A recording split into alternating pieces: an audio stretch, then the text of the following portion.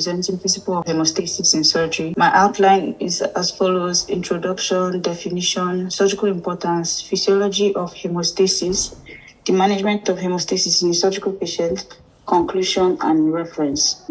Throughout the surgical procedure, bleeding must be controlled not only to provide the best view for the operation site, but also to prevent adverse physiological effects associated with blood loss. Hemostasis is a physiological process that prevents and stops bleeding, and the cascade culminates into the formation of a plug that flows up a damaged blood vessel, thus controlling bleeding. Surgical hemostasis is one of the pillars of modern-day surgery, and adequate surgical hemostasis reduces morbidity and mortality in patients by minimizing blood loss and anemia, attenuating metabolic response to trauma, reducing infection, and improving wound healing.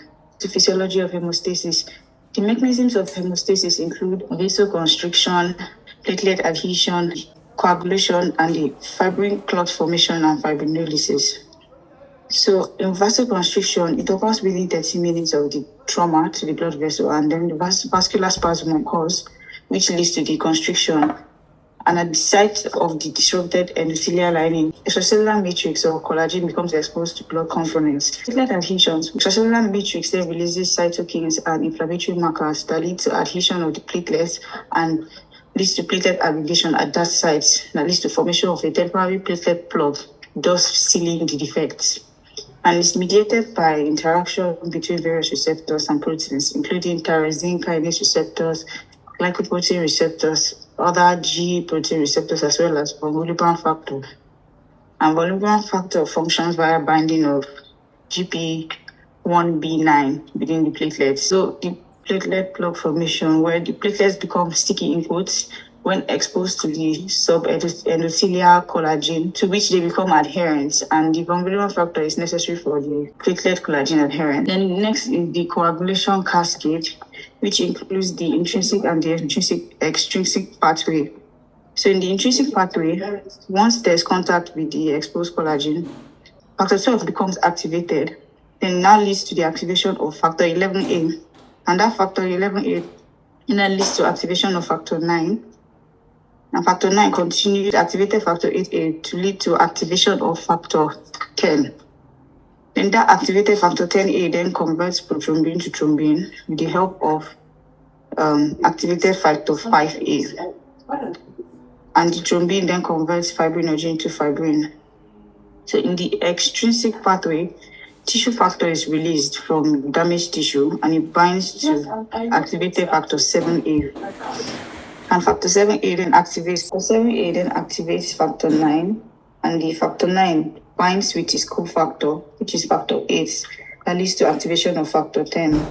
And this is where the extrinsic pathway enters the intrinsic to continue to lead to the production of fibrin. Fibrin clot formation is the final step in the coagulation cascade, and it involves conversion of fibrinogen to fibrin monomers, which then polymerizes to form fibrin polymer mesh and results in the cross-link fibrin clots. And the reaction is catalyzed by factor 13A that stimulates lysine and glutamic acid side chains, causing cross-linking of the fibrin molecules and formation of a stabilized clot. So then the next step is clot resolution or fibrinolysis, where the activated platelets then contract their actin and myosin fibrils in their cytoskeleton that leads to shrinkage of that clot. And then plasminogen is then activated to plasmin, which promotes the lysis of the fibrin clots and restores blood flow back to the damaged vessels. Management of hemostasis in surgery can be pre-op, intra-op, or post-op.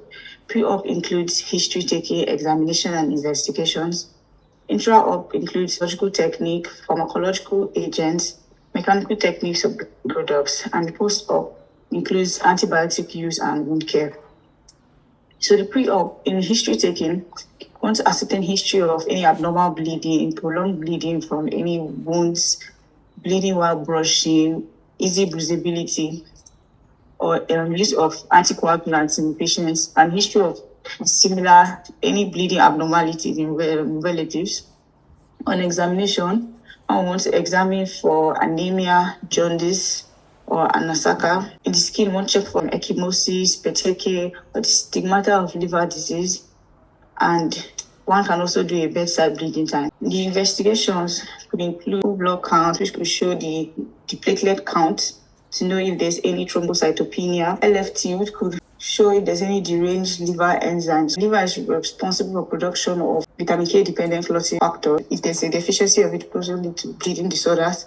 Prothrombin time, APTT and INR. Normal prothrombin time is usually about 10 to 13 seconds. APTT is about 25 to 36 seconds, and normal INR is about 0.8 to 1.2. So intra-op, use of pharmacological agents like tranexamic acid helps to reduce bleeding in the surgery. Vitamin K, which is important in production of clotting factors 2579 and 10. Communal factor 7A, epsilon aminocaproic acid, and aprocinin, which is a serine protease inhibitor that inhibits free plasmin. Another way of managing hemostasis intra-op is surgical technique, which would include appropriate dissection, use of diatemy during the surgery, use of vascular clamps and forceps, also use of intraluminal balloons, sterile ligation, and also minimal access surgery, and use of sutures or staples. Mechanical techniques include limb exangulation, which is blood supply to that specific limb, applying pressure with bleeding sites or pressure packing during the surgery, and also use of tourniquet.